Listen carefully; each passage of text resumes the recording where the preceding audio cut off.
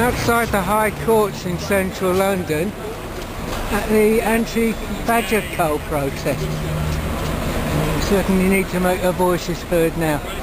The more colourful characters in the movement. Hello again, how are you? I'm alright, thank you. Independent assessment by scientists. Now, Bill Oddie is amongst those who's campaigning against the cull. And there's the famous Bill Oddie.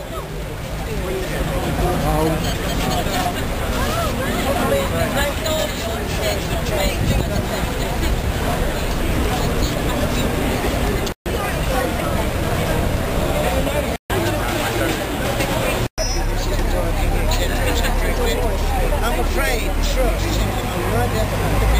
It's quite a thin legal argument. Are they going to win or just I have no idea. I don't. All I can say is, I mean, it's not. I'm not obviously a legal person whatsoever, but I think it's a principle which is much bigger than just badges. The next panel criticised them last year, so we don't want that again, do we? Ooh, no, better pretend we promised we would never. That's the sort of level. It's not a bunch of flipping schoolboys. Rather nasty ones at that. But if you talk to farmers, as we have done at a show yesterday, yeah. You know, they're on shutdown, they're losing cattle, they're losing cattle movement. They want things done along with vaccinations, Yeah, along with the I mean, vaccination. The cull is part of that solution. Well, I don't think it is personally, but I can't sort of give you a full argument about that. But I mean, it's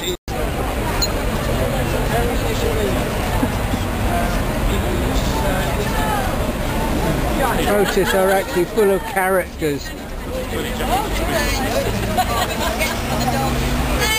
badgers! Save our badgers! You can always depend on dogs.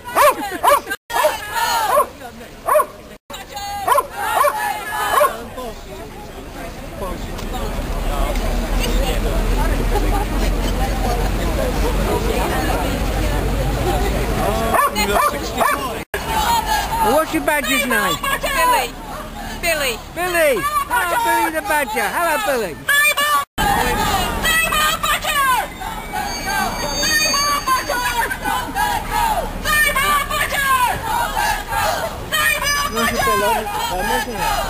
our badgers! Save our badgers! Save our badgers! Save our badgers! Save our badgers! Save our badgers! Save our badgers! Save our badgers! Save our badgers! Save our badgers! I've been to. Save our badgers! Save our badgers! Save our badgers! Save our badgers! When we talk about this badger cull, because there isn't much justice for our wildlife at the moment, and that's why we're here to protest today. Now I'm going to say a few words in a minute, but I want to hand over first to someone who needs no introduction, one of the best commentators, broadcasters and naturalists in this country, a man who never ever holds back from speaking the truth about the need to protect our wildlife, and has been very much involved in this campaign, joined us at marches, going down into the cull zones too. Ladies and gentlemen, can I welcome Mr. Bill Oddie? Thank you very much. Thank you. I'm going to say very little because Dominic tends to say a lot. And he also says just about everything, the things that I can't really express. The only basic, simple fact, I feel, is that this incident, and as it were, all sorts of other things as well, other sorts of aspects of all our lives, not just in this country, all around the world. I see as I get older an awful preponderance of people, quite simply, who can't tell the truth.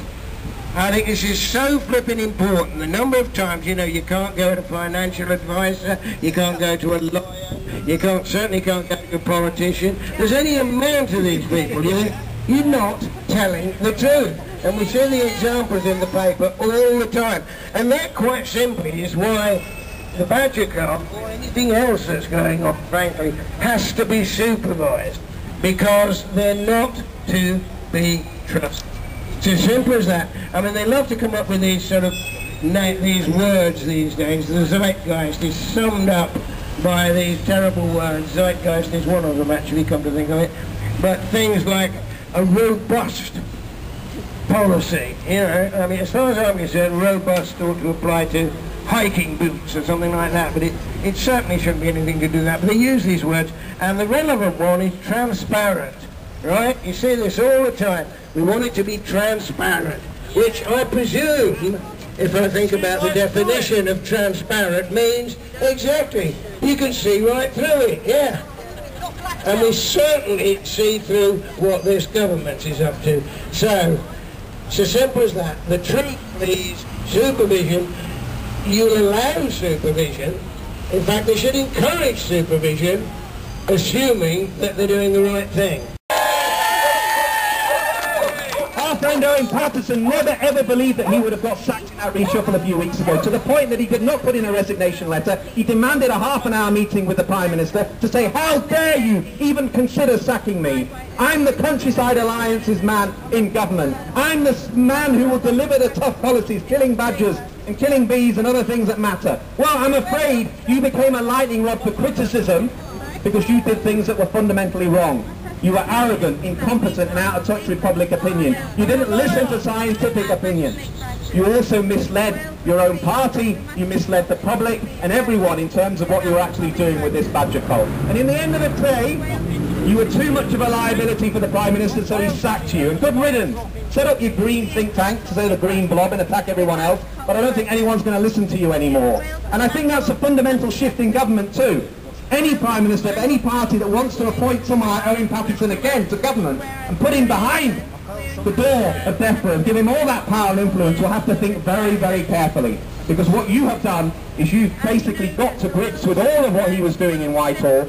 You've shared it with the media, with the public and others, and you've torn apart his reputation and seriously damaged the Conservative Party's reputation for environmental management and stewardship as well. And that's a good thing. Now Liz Truss, we don't know much about. She's a Secretary of State, 38, youngest member of the Cabinet, very ambitious, got 9 months until the election, and no one knows what the outcome of that will be. But I don't think she's going to put her backside in the fire for badger culling somehow. Her statements so far have been that they're not going to be gassing badgers this side of the election, thank God, because they know that that would be a catastrophic policy that would lose any public support they have at the moment. She's also been very hesitant about making any commitments on starting this cull. She knows that the issues we're discussing in there will have wider implications for that. If the judge finds in our favour today, and we do put in place an independent expert panel system again, it will cause no end of problems for the coal contractors in Gloucestershire and Somerset. They will have to think long and hard if they're going to go ahead with this policy. As Bill quite rightly said, the only reason they didn't want scrutiny, the only reason is because they know they can't deliver this disastrous policy if people are looking at what they're actually doing and sharing it with the rest of the world. It's not going to happen.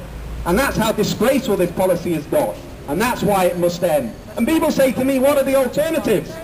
What are we going to do for farmers and bovine TB management? Well, I was down with Christiane Glossop, the Chief Veterinary Officer in Cardiff last week, who's going to be our keynote speaker at the Badger Trust Conference at the end of August.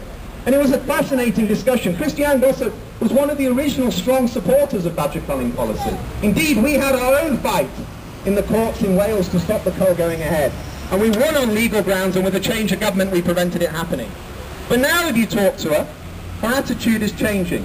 She understands that actually, by taking cattle-based measures and tightening them down, you can really get on top of this disease. So annual testing of cattle, tighter cattle control movements, better biosecurity measures. You have taken the level of TB in cattle in Wales down by 48%, 48% in the last 5 years.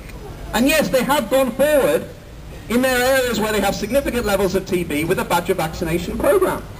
And that program has proved very effective. They've been vaccinating over 1,300 badgers a year. But the fascinating discussion I had with her last week, with her colleagues too, who were undertaking the the vaccination program, was that all those animals were visually inspected to see if they actually carried visible lesions of TB. If they were, when they were doing the vaccination process, they would have removed them humanely. But not one of those animals was removed. Every single one of them, in an area that was considered a high risk of TB, none of those badgers had late-stage disease. None of them had visible lesions. They were all vaccinated and returned. And that's 3 years in a row. Please keep supporting us. Please keep working with us. We're going to be at the Conservative Party conference campaigning. We've got a big fringe event coming up at the Labour Party conference. We're planning another march in Oxford in a few weeks' time too. Lots will be going on. Please keep working. Keep using social media and the campaign tools you have. And we will win this battle, and this country will be a better place because of it. Thank you very much.